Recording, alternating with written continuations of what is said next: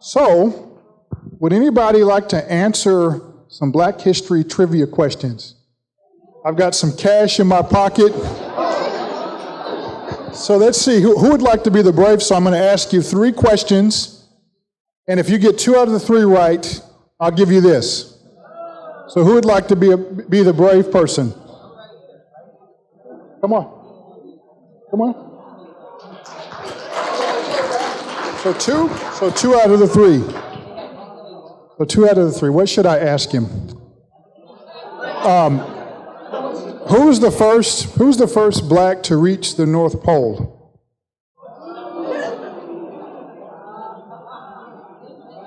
Moses. No. All right, let's see here. Who was the first Black United States Senator? Colin Powell? No, that's not Colin Powell. Senator? Not sure. Who was the first Black female U.S. Congresswoman? Condoleezza Rice? Okay. Shirley Temple? Oh dear. Thank you very much. Good job. A for effort. A for effort. Okay. All righty.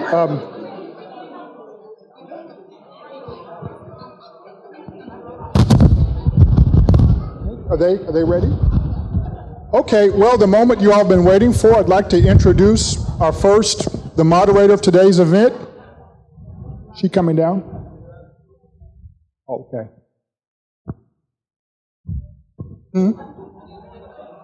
I did choose one person, yeah.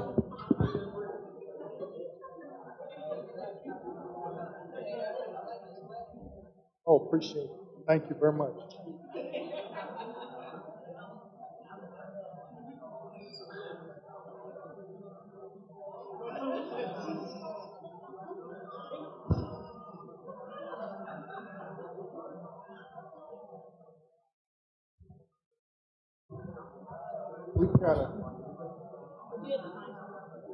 Okay, I'll do one more trivia question. You give it a try? I'll play nice.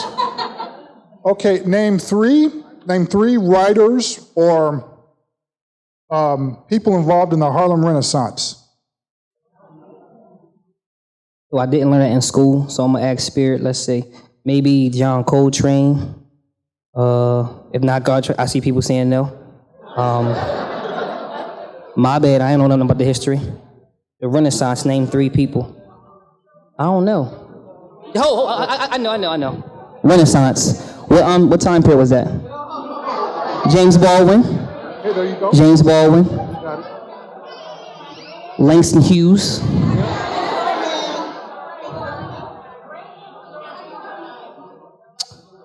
Lorraine. Hey. Hanson. No. Aaron. No. I got 2 though. You got 2. I'll give you one more. Okay, who's the first? You said 2 out of 3. No, that was 2 questions.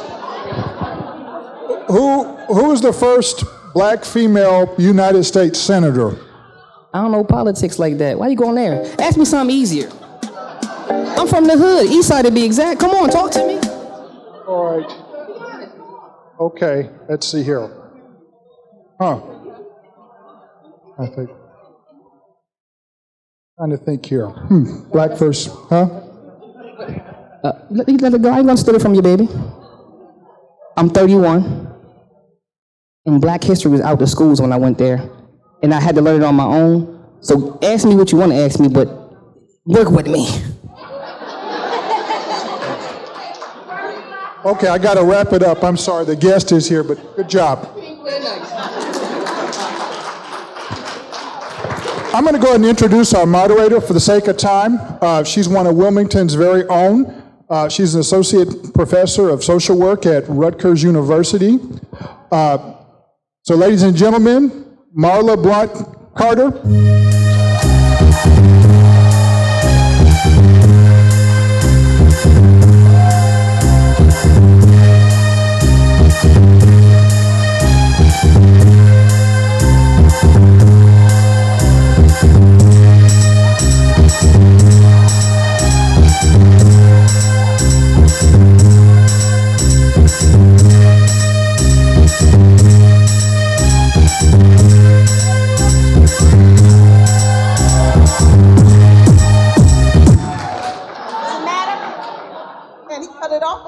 that good.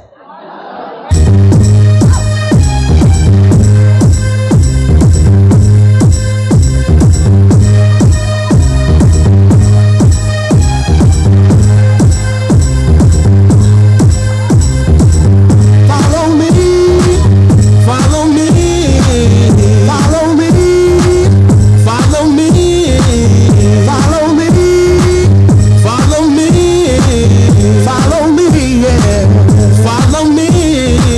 I'm hoping to see the day when my people can all relate. We must stop fighting to achieve the peace that was taught in our country. And the guest that needs no introduction, comedian, actress, activist, Amanda Seals.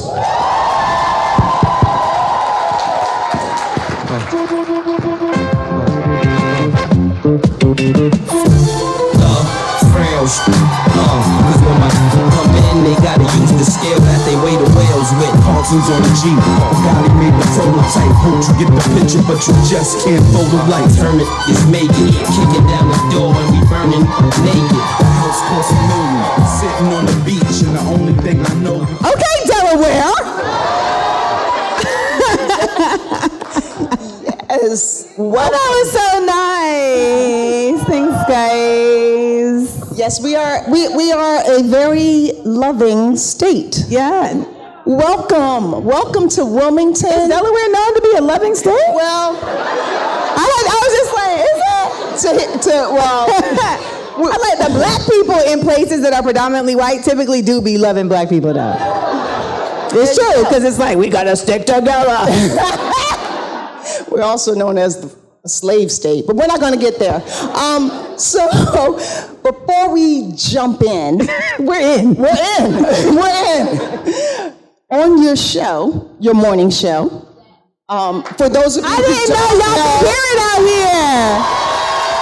Yes. We have. Which is on 100.3. WRNB. There you go. So you share the big up and the let down. So what's the big up? For today? For today. For right now.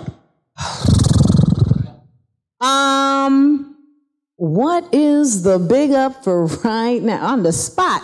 Honestly, us here today together. That's the big up. That's the big up. That's the big up. I did not know what to expect. So when I come in and y'all are like, boop, boop, boop, you know, it's like, oh, wow. Yeah. We tried. I actually interviewed Kathy Hughes today, who is the owner and founder of Radio One. And I always relish the opportunity to speak to elders who are like at that age where it's like, I gotta get it all out because we don't know, you know? And so she was just being very honest about the state of things. And one of the things that she was really saying, and it was just great, not great, but it was just affirming to hear this. But I was like, so after all that you said, like, what do we do? And she was like, we just have to educate. Like, that's really it. And I know for some people that may feel like it's not an action, you know, like that may feel like, I mean, okay, yeah, but what else? But in a nation that has committed itself to ignorance, education really is rebellion. It is radical. I mean, they're burning books, and we're in a library. So, you know, I think the action becomes like, in what ways are you being educated, right? How committed are you to that? Like, I know for myself, I had to check myself because I had become complacent with what I already knew. And I ended up on a flight on Delta last year, and they had this masterclass series called Black Love, Black History, Black Freedom, something of that nature. And they have all these like between 10 and 15 minute episodes about different moments in Black history. And they're taught by the likes of Professor Kimberly Crenshaw, Gwen Ifill, Sherilyn Ifill, Nicole Hannah-Jones, Angela Davis. The men, it was just meh. But the women was really, and I didn't realize how much holes there were in my scholarship. You know, like there was like 15 minutes on the Reconstruction, and I'm like, this is 15 minutes more than I've ever been taught about the daggone Reconstruction. And when you think about it, I'm like, where do I see the Reconstruction in my academic learning? And it's a paragraph. And the paragraph is essentially like slavery ended and black peopled, and then Jim Crow. You know, like that's essentially, it's not even Jim Crow. They're like, and then Martin Luther King. Like that's, so it's hard for many of us to consider the immensity of what's going on right now if we can't even have a frame of reference for how it got here in like a real way. And I think for a lot of folks, myself included, you know, you just kind of been going with what you know, and you have to continuously challenge yourself. And even just the internet will show you every day that there is so much you just don't know. Right. And that curiosity is, I think, what's going to help us continue to change. So we're going to keep it on the up, and I'm not going to let you tell me the letdown. Okay, because we're going to keep it positive as much as we can. Yeah. But we're going to keep it real. So I was going to jump into your book, Small Doses, for those of you. Guess what?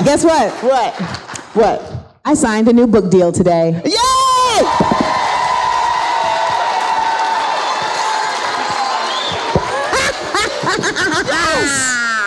Well, good, because now I have to write it. Well, yeah.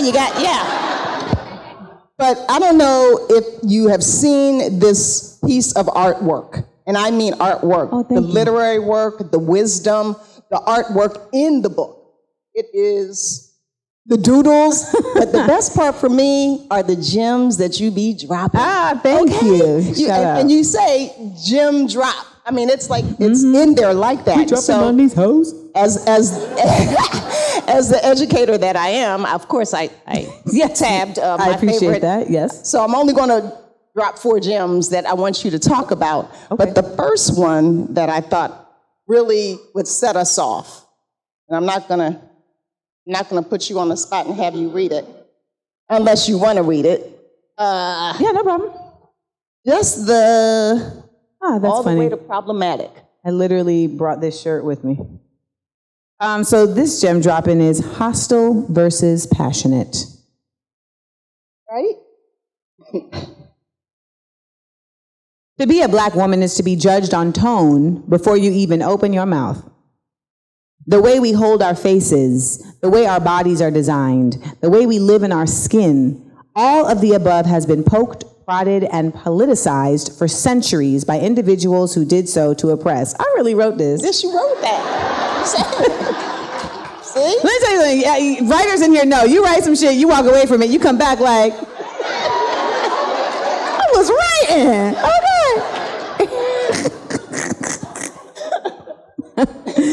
Here we are now in a world where although black women are no longer in the chains of slavery or relegated only to careers of service, we are still far too often diminished to monolithic stereotypes not based on who we are as individuals or even accurate cultural commonalities.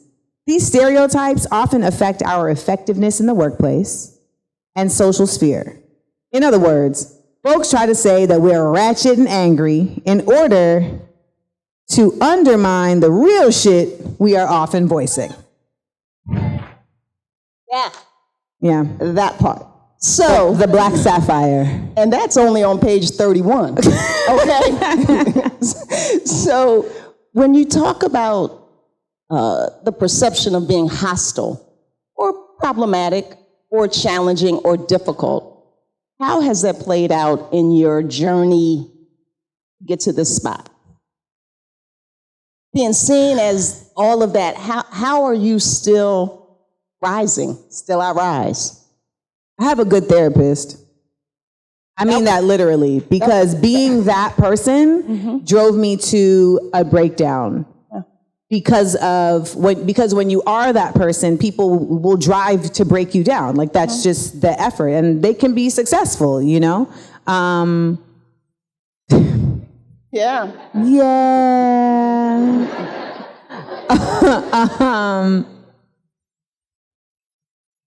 Also, I feel like that type of person doesn't get like the right to be that person until you're like 67. You know, like when you're a young person and you're deliberate, it's like, oh, you're rude. Right. You know, and then if you are just consistently on that road, we still just live in a society that continues to tell you to shut up. Like, please shut up. Please shut up. Someone told me today on my Instagram, like, more fun posts. Can you stop talking about Palestine unless you're going to book a ticket and go there? And this is a black man telling me this. And, you know, I was like, book the ticket for me. I'll pay, but just book the ticket for me because I want to see you figure out how to book a ticket to Gaza. The ignorance. But I'm that type of person just because I feel like I've always been able to see things that a lot of people around me, even if they could see, they weren't willing to speak on it. And so I just always felt compelled to have to like speak louder, speak longer, speak stronger. And I remember I had a college professor who was like, you need to understand that even if you're in a room of people and you talking, you the only one that's gonna get in trouble. And she was like, the sooner you understand that, the better you will like be able to just embrace your path. But I would say that it's really shaped me because it's forced me to have to get thicker skin, which is always better for a world that's always trying to come for us. It also forced me to be way more conscious about my facts, right? Because when you talk like that, you better be able to, what do the kids say? Stand on business. You know, you like, cause people naturally want to try and like poke and prod you, right? Like, yeah, but, you know, and so you have to be able to say like, well, actually, and I really have had to hold myself to that standard. Of course, I make errors and I get shit wrong, but my intention is always like, no, I'm coming not to shock. I'm coming to inspire, right? I'm coming to inform. But the reason it broke me down was because, I mean, when you are that kind of person, there's just so much misunderstanding that goes on. And at the end of the day, we are people and we want to be understood. We want to be loved. We want to be held. We're from a herd. We are a herd mentality. So when it feels like the herd is like, and that goes on for too long, you're just like, I can't, you know, maintain this. And it makes you feel like I am this person. I'm not going to not be this kind of person, but I can't find happiness being this person. There's like no space here that wants this person. So then I just shouldn't be here. Like that's how my brain started to work. And I was doing the reel and we had a meeting. That's a question. The reel was a wild place because there's a lot, they was just liars. And so not Adrian and not Jeannie, but there was just a lot of the crew, just the environment itself was it was a farce. And when you're a real person, I know y'all know that. When you're a real person and you in some phony shit, you like, it just feels unbearable, right? And you like waking up to go to work every day, like, all right, let me suit up, you know? Which just starts to wear at you. It wears on you. And people think that because you're on TV that everything is copacetic. And it's just, I would say it's even less because at least in other professional spaces, there is an expectation of like, this is a professional space. Whereas like in TV, like people are just, everyone's like just over cash, you know, and you're like, I don't know you. You know, they start calling you nicknames. You like, who the fuck?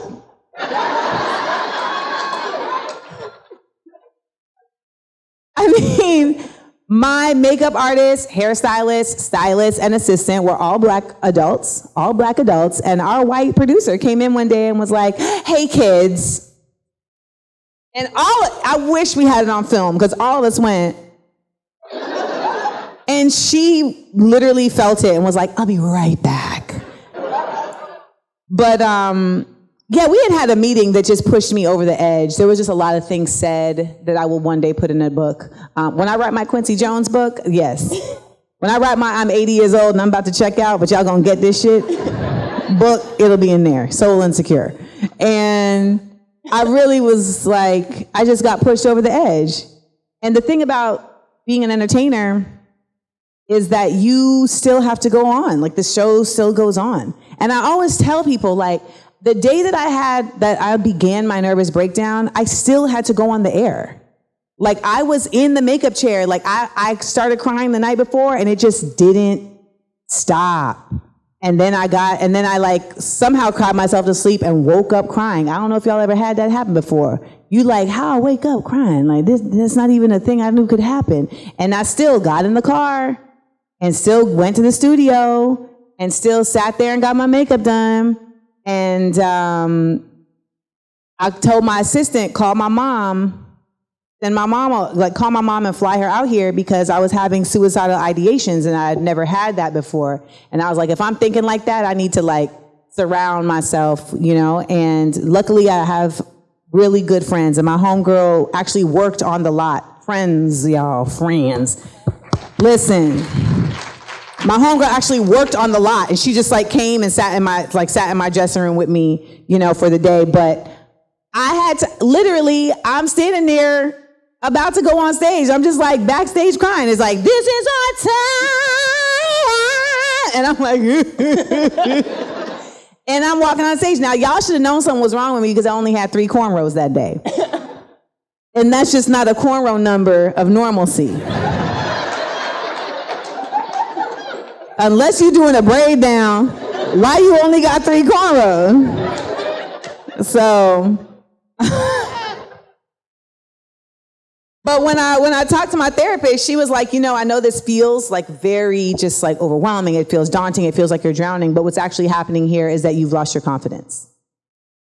And I was like, it can't be that simple. And she's like, it really is. It's that simple. You've lost your confidence. You've managed to push yourself so far past who you really are that you're, like, off your foundation, and we got to get you back on your foundation. And over, you know, some time and some work, and I started doing boxing and affirmations and Reiki and just, like, exploring different types of, you know, healing practices. We really got to the bottom that my confidence had been based on outward validation, external validation, and I really didn't have, like, internal validation. And it's like, well, yeah, no, I love myself. And it's like, well, do you?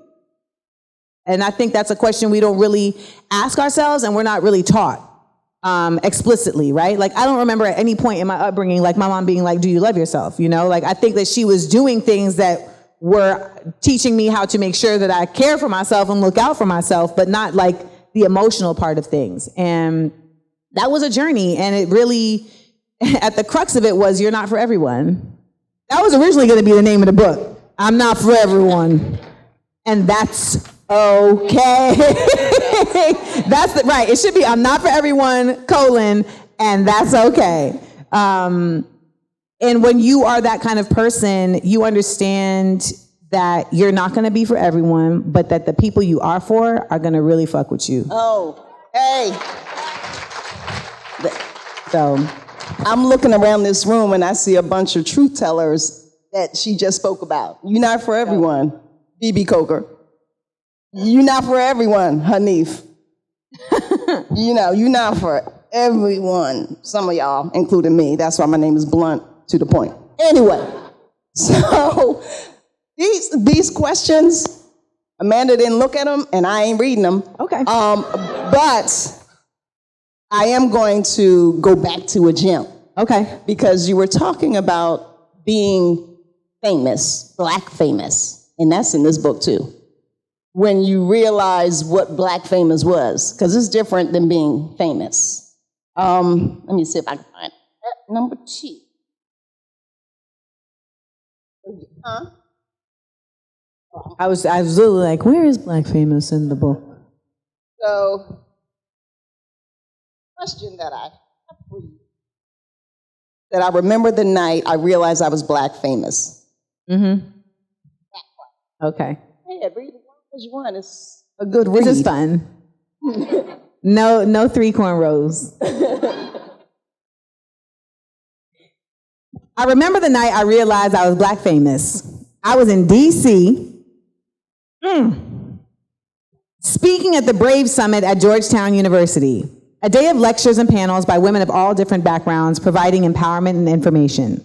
I was the keynote speaker, and I had an incredible time sharing stories about my experiences coming up as an artist and coming into my own.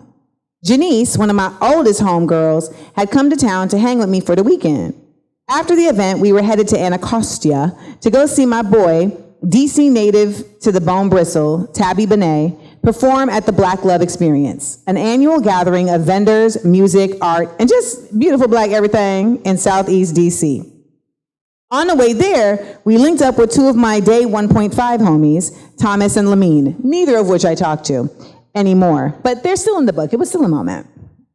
And went through Squatted Up, rolling into the event with Tabby, who was, I'm remembering this, rolling into the event with Tabby, who was rocking a gratuitous poncho and giving pounds out. The vibe was conscious, but not hotep. Classy, but not stuffy. I was immediately struck by how many folks went from dapping Tabs, the mayor, up to saying familiar hellos and what's ups to me. Yeah, so many smiles and such genuine reverence. For years I had gotten, ain't you from that one show? Or, you look mad familiar. But here, people not only knew my name, they knew my work and knew my point of view. They commented on specific Instagram posts I'd made, bigged me up for my performance as Tiffany on Insecure, and showed love for my Black Girl Magic poem on the BET Social Awards that year. It was surreal. We stayed at the event for a few hours, we danced, we laughed, and I took more pics with folks than I ever had outside of an actual booked appearance. Hold on, side note, so we at this event, okay? So Thomas had just gotten divorced, so he's like trying to get his mojo back, right? So we are in this, the way it's set up is it has rooms, but the rooms all have big glass windows. So there's different rooms with different stuff going on. So we're sitting in this one room, and I'm sitting kind of towards the back, but Thomas is by the window. And so he's just there, and I see him smiling. He's like, and then he said, oh shit. And I was like, what? He was like, I thought that lady was waving at me. She's waving at you. Yeah. There you go. There you go. And then he turned to me and was like, yo, you did it, dog. You did it. Yeah. 3 hours later, after closing down the spot, we hopped in the whip, bumped Migos' stir fry, and made our way back into the city to the W Hotel. We stepped into the rooftop bar and immediately recognized that it was a totally different flavor. Folks here were fancy, sipping champagne while dancing to classic 90s hip-hop and R&B, while overlooking the Washington Monument. We got our two-step on like no one was looking, only to eventually realize hella people were looking. When a young woman approached me and asked timidly if I was Amanda Seales, I said yes. And when she gave her table of girls a confirming, conspicuously covert eye nod, they erupted with glee. I couldn't believe that just me being here had brought them a moment of joy. She told me the crew loved me and she loved my Instagram stories, and she said, keep going, we're listening. I was about to sit down when the manager of the club began to approach.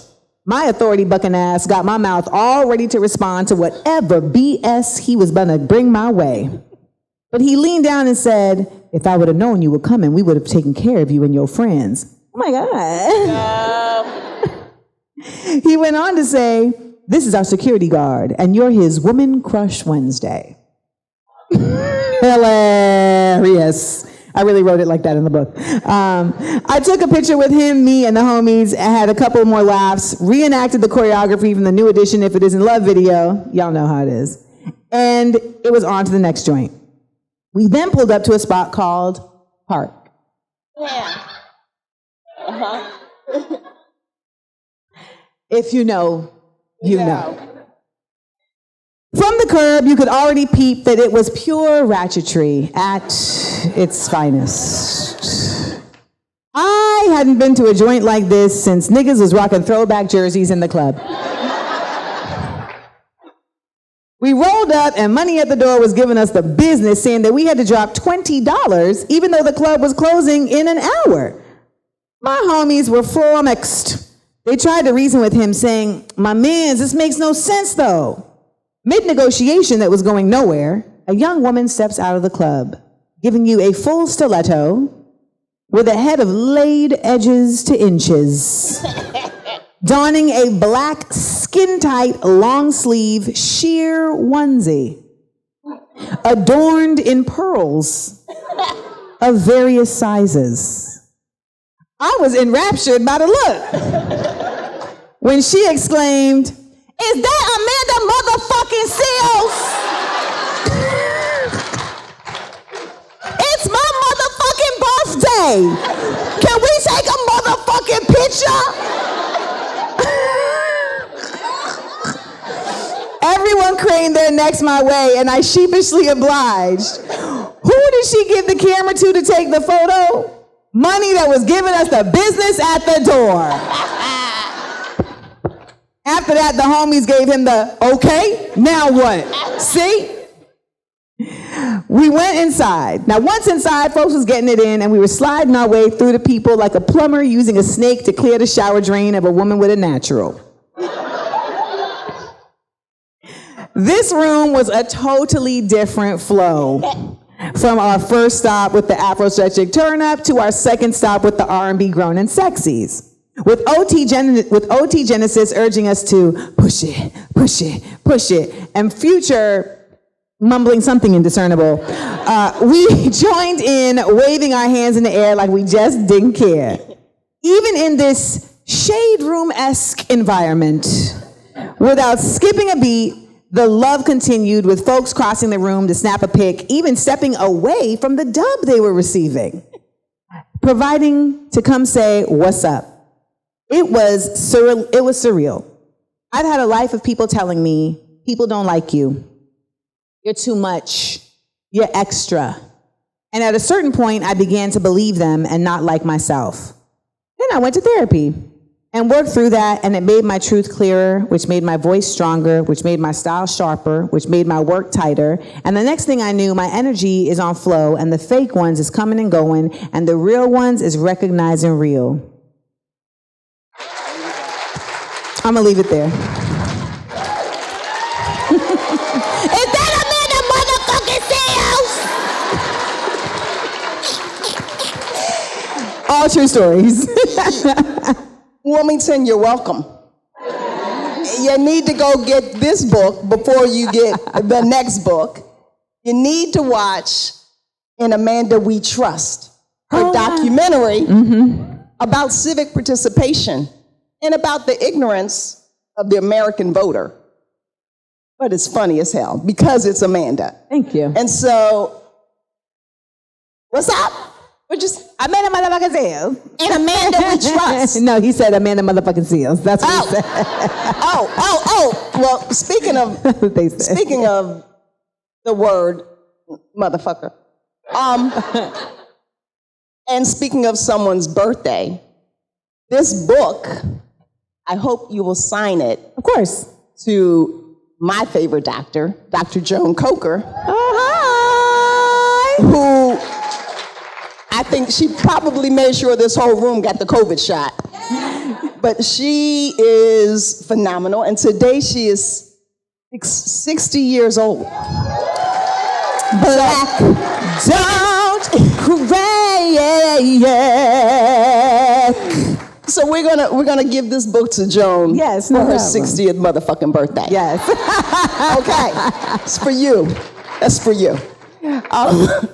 So I'm gonna share a few more of these gems, but I also want us to give you guys an opportunity to ask questions. And I don't want soliloquies or any of that. And we're gonna hold the mic. You're not going to hold the mic, right? So that we can make sure that Amanda has time to answer the questions. But there was one question that Shah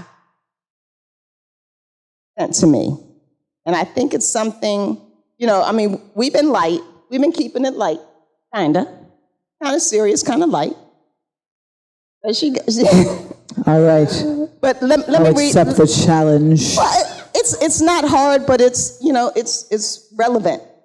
And so it reads, considering our national and global political climate, what do you think is the most strategic and political move that the Black community should make right now that will directly impact efforts for Black liberation?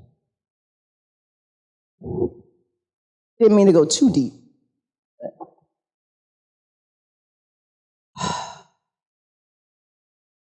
So I think the thing about it is, what I've been arriving at is that even if whatever immediate things we do now will not have immediate impact. And I think that we have to become very, very real with that. Because these people have been planning and strategizing, and they've been on it consistently while we have allowed ourselves in many cases. And I'm saying like individual responsibility, right? Like individually, some of us have decided to lean into our own individual elevation versus community, right? And here's the thing. I don't even want to say that like there is a all or nothing approach, right? Because we have seasons, right? You may have a season of yourself, and then you're like, okay, like now I need to reach back. Like I need to, because there's the whole idea of like you got to put your mask on before you put other masks on, But some people's like, no, like my whole life is dedicated to I'm in the community. I'm in the community. I'm in the community. So I'm not even trying to like poo-poo folks that are like, I need to just get my shit together. However, I think that when we talk about like the political landscape of things, and we talk about Black people within the political landscape, I look at the political landscape at this point with a very disenchanting mindset, and that's where I am in this season, okay?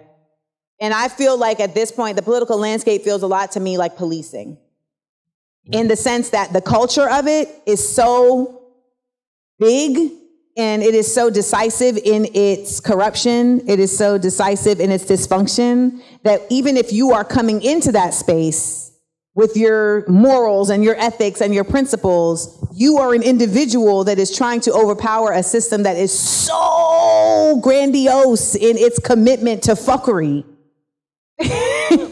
that it takes you out, right? And even if you hold true to who you are, they will take you out, right? Like, I mean, even like right now, we're watching like members of the squad literally be taken out. Like they're like, and then we see Black people who are willing to take them out. Like Cori Bush is, up for re-election, and AIPAC went to the Black man who was running for senator, and he was like, yeah, no problem. He took the money, and now he is her opponent for, her seat in the House of Representatives. And so we see stuff like that, and we understand that what has really, really successfully happened is a division. I'm not going to say it's a division and conquer yet, but there has been a significant division within what it means to be Black. And something I've been really thinking on lately, and I'm still like working through it, but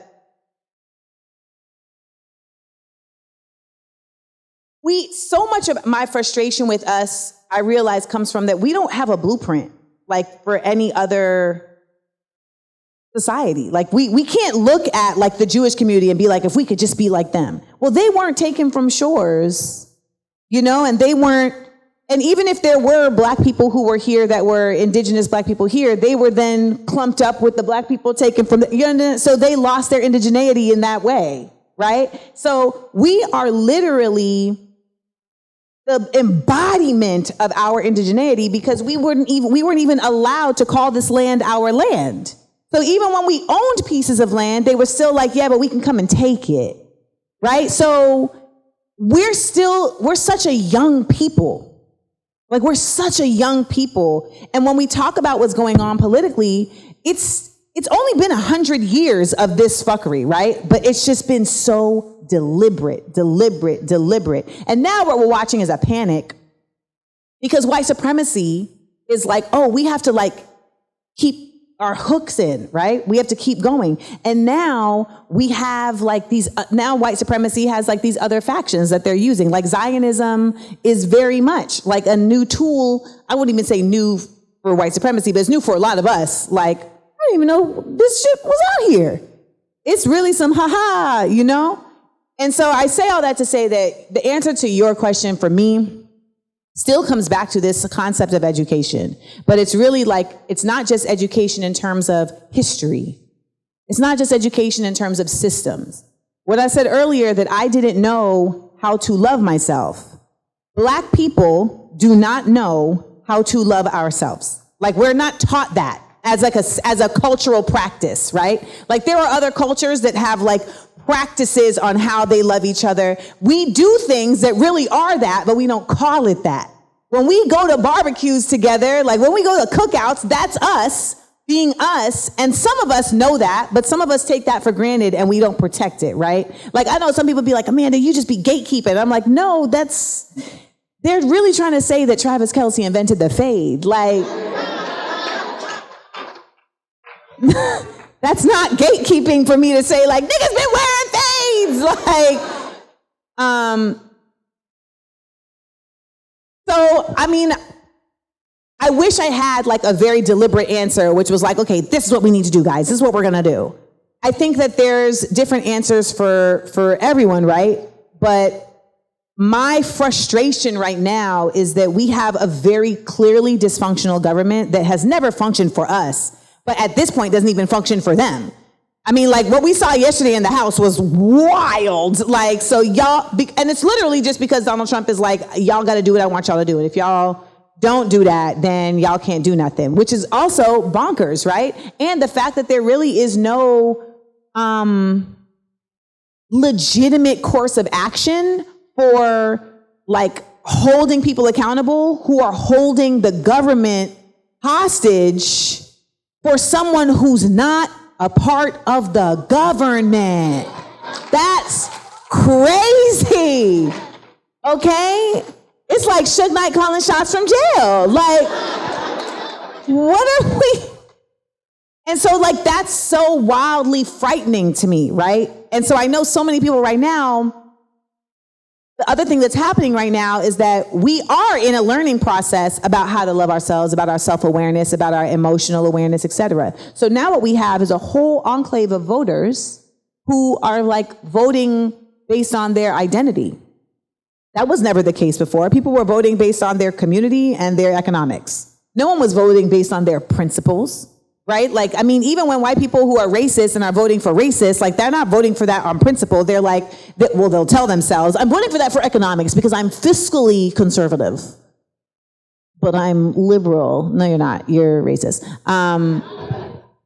So I don't think that means that we abandon the political landscape altogether. I just don't know, and this is no shade to your sister, but I have yet to meet... No shade to my sister. I don't know your sister. So this is relevant. I don't know your sister, but I have yet to meet a politician who's not politicking. I just have yet to do it. The same way that I'm in a business where majority of the people in my business are not there for the art. They're there for the opportunity. So it's like that system calls to a certain kind of person because we've seen what that system does for people. So unless that system changes, the people in it don't change, and you need the people in it to be different to create change. Does that make sense? And I don't know how to do that. I don't know. But I feel like at least I'm like cutting through to trying to identify what the thing is, because I think the root problem is that. Like we do not have a functioning, like we don't have a government that governs. People go there to look a certain way. And they do things for a look. They don't do things for, and I think there's certain things that could change that. Like if there were term limits, that could change that, right? I mean, listen, like there was always supposed to be term limits. Like George Washington did not want to be president. He was literally like, I have slaves to fuck. Like, why are you? I got teeth to steal. Why y'all making me do this?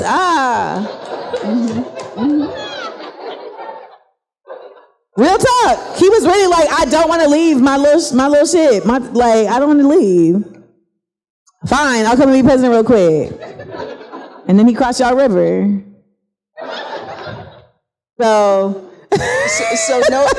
no suggestions specifically on political moves. The political moves are, listen, on a very basic level, I will say this.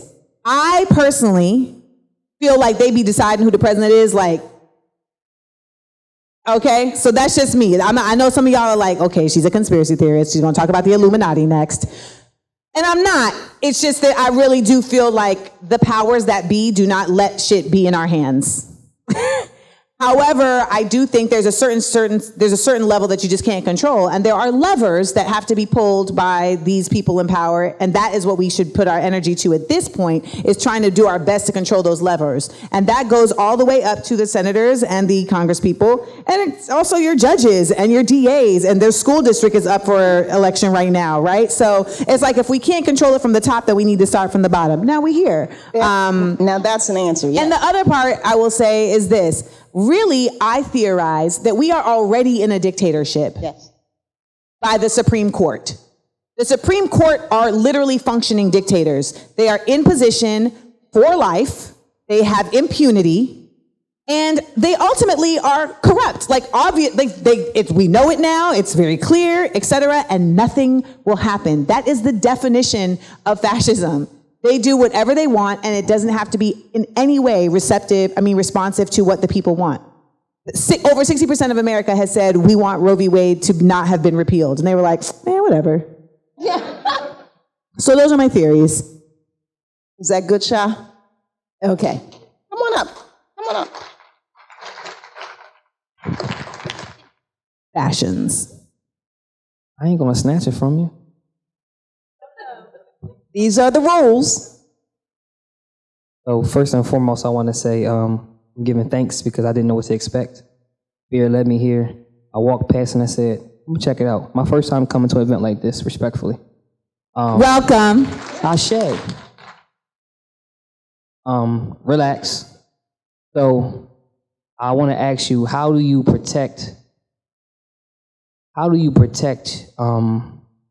yourself? Because as I was sitting there, my insides was boiling because I'm just like you and I'm too much.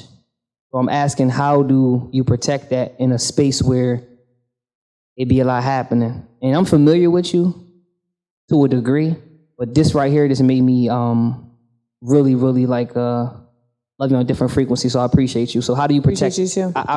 How do you protect it? Mm-hmm. And then could you give us some of your self-love rituals that keeps you in alignment to be able to be sturdy and say, I'm standing on business and I don't care how you feel.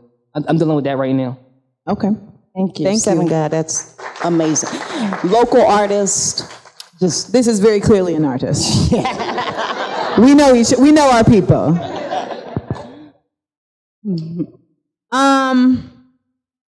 So to be perfectly frank, like, I'm in a down right now.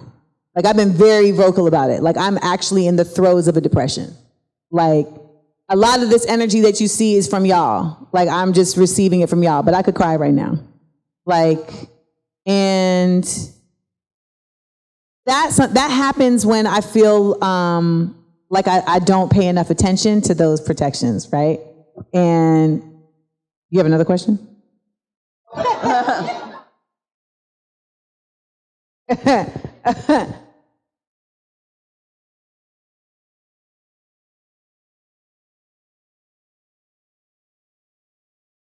Thank you.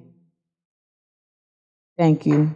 I think some people think depression is like being in a bed crying all day, which it is sometimes, but if you have responsibilities, you have responsibilities. Like, you still have to, like, and Black women, we in particular are very good at being functionally depressed. Like, we'll show up for the thing we have to show up for, and we'll like schedule time for the depression. Like, okay, so I'm gonna be depressed from 10 to 3. Am I right? Because then I gotta get up.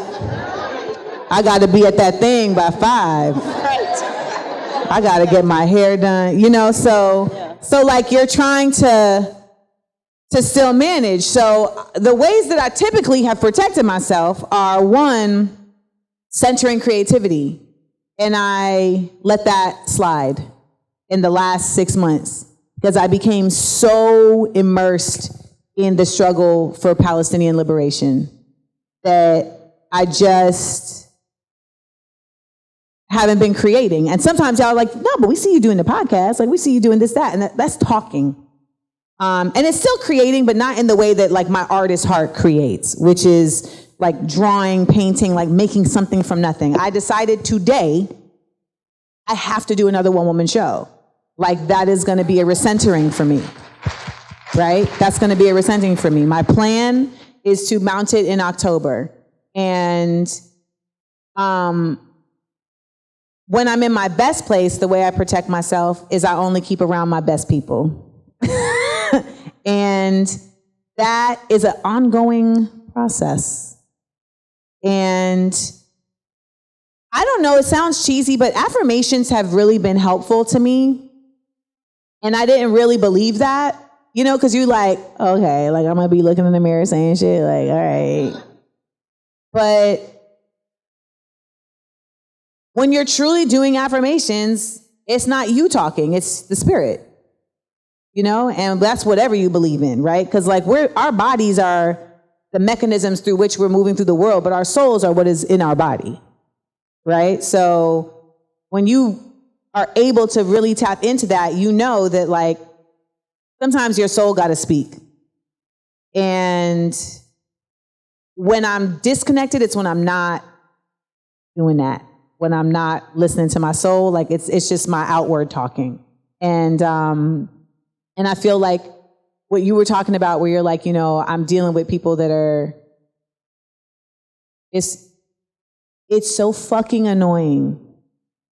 Because it's also like, I'm smarter than you. Yeah. Or like, I'm more in touch than you. Like, why are you disrupting what I'm here to do?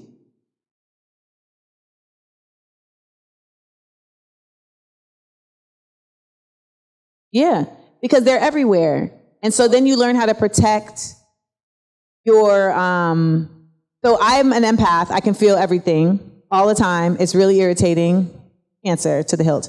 And Cancer, Virgo. I live a very tortured existence. Scorpio. And so what I've had to learn how to do is I will literally go into a space and I have to consciously say to myself, like, I have to consciously like build a force field around myself. When I was in my past relationship, one of the things, he was just not emotionally, he was many things, but one of the things was he was not emotionally mature. So he would argue to feel heard, but not to get to solution. So sometimes you would just be like, why are we, like, I already conceded the point. Like, I done already said, I understand what you're saying, my bad. Why are we still doing this? But so then I started to say, okay, how can I like cut this off at the pass before we get there? So one of the things that I've learned too is in order for us to connect with each other, we have to not take everything in from everybody. Like, we just don't have the capacity. So what I've learned is, and this is the exercise I feel all of us can practice, is, you know, we have to hold space for each other, but you don't have to hold space in your space. Like, it's too much. You have to learn how to create a space between you and that other person, or you and that other thing, and then you step in that space. It's like getting on the field, you know what I'm saying? Like, you was in the stands, you're like, this is a good game, this is a good game, and then someone's like, challenge. And you're like, all right, but you're not going to fight in the stands. You're going to come to the field. And it's not even necessarily fight in this, like, the violent way, but what I've learned is that when I started to be able to do that mentally, to be able to create space and step into space with somebody and then step back out, I was able to be there for more people. I was able to save myself. And I was able to do that even when I was in performance spaces or when I was in spaces like you, where you said you were somewhere where you looked around and you were like, these are all ghosts. Like I don't like none of these people. Then there's always the option of leaving. Yeah. So I will leave a place. I will really leave a place. Like, if spirit holds you there, then you figure out how to hold your spirit. And that's that. But I feel like we all have to find that language for ourselves and those answers for ourselves. And I appreciate you seeing me and feeling like I may have that answer to help you find your answer for you. For me, it's an always changing process. And I'm literally in a midlife crisis right now, having to not even relearn, having to learn new tools and new methods for the new spaces that I have gone into intellectually, mentally, and emotionally. So I'm sorry, but we have to wrap up. We done paid the fee. The rental is over. Okay. Because we have 2 questions, but we have to wrap it up. Okay, let's sneak in these just 2 more questions. I'll be quick. I'll be fast. We'll do one from each side to be fair. So I'll do one over here. Nadia, if you will, please. Okay. I'll be fast. I'm gonna try and sneak in another one because we got elders. Be succinct. Gotcha. Hi, Amanda. Hi. My name is Lovely. Hi, Lovely. Fast. Okay, I wanted to talk to you a little bit about how to, it's a question, darling, how to get people around you who are not always conscious to be aware about things like Palestine without having to show them the death and destruction. I don't. There's no way. There's no other way. There's no way. If you can't, you know what I'm saying? Like, there's no way. Like, the death and destruction is really what makes people be like, oh shit, they really doing that to them people. I mean, they don't have to necessarily stay in that, but they got to see it because we are no longer in a world where we're not really in a faith-based world. People have to see it to believe it. Next. Hey, sis. You can project. I hear you. Yes. So my question is, talked about a time where you were in environments of phoniness, and that resonated with me. I thought of how that can make you feel guarded or walled off, connecting to new people or opportunities. How do you stay open to building community and connection after experiencing harm or duplicity? My favorite book is The Alchemist by Paulo Coelho. And he has a quote, and this quote isn't from the book, but he has a quote, and it's, trust everyone, but never sell your sword. Yes, that's it. Trust everyone, but never sell your sword. It means 2 things. So 1, you can be a sellsword and that people are paying you to go out there and fight for them. But the way I take it is, my sword is always available to cut a nigga. So I never sell my sword. So I will trust everyone until further notice. And that could be told in the first minute, the first week, it may take time, but you're always available to cut the tie that can harm you. There you go. All right, we got one bonus right here. Here comes the mic. Carl's coming. Gotta be short. Oh, wait a minute. My name is Earl E. Tate, because I'm never late, because I don't want to lose my pair of roller skates. And I like to say this. How do you get people off of their asses and get them out here to vote? I feel like the way that you get people to vote is you really just convince them that they are their only way out. And I think that a lot of people don't believe that anymore. And they don't believe that they can do anything to change anything. And I think that that's because a lot of people think that the only option is voting for president and that that's all that matters. And so what I've really been trying to do, and that's what I do with my documentary in Amanda We Trust, is remind folks like, no, this is a whole lineup of folks that are put in position to run the way you live your life. So even if right now those are people that you don't really necessarily like, etc., you still got to make the best choice of what's there. And if you really don't like that shit, then you need to be the choice of what's there next time. No, Ladies and gentlemen, Amanda Seals. Yes. Thanks, guys. Thank you, Amanda. And what we want to do, please remain in your seats, please. So what we want to do what's called an Amir selfie. Our great photographer over here, Amir Lake. So we're going to have Marla and Amanda turn around so we can get a nice shot of the whole crowd. If you guys could pack it in this as much as you can, if you want to be in the picture.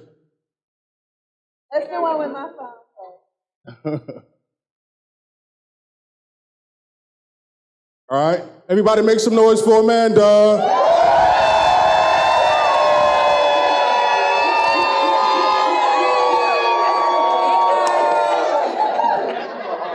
Nice. Amir, we good? Okay, so unfortunately, there will not be a book signing tonight, so I'm going to ask that you remain seated so Ms. Seals can leave the building. Once again, if you really love what we're doing, and for us to bring great programs to you again and again, please check out WPLDancingWithTheStars.org. We are back for another year. It's a gala fundraiser. Delaware's best and brightest are going to be doing a Dancing with the Stars theme-like event at the Waterfall in Claymont, Delaware, so you don't want to miss it. Yeah, best event of the year.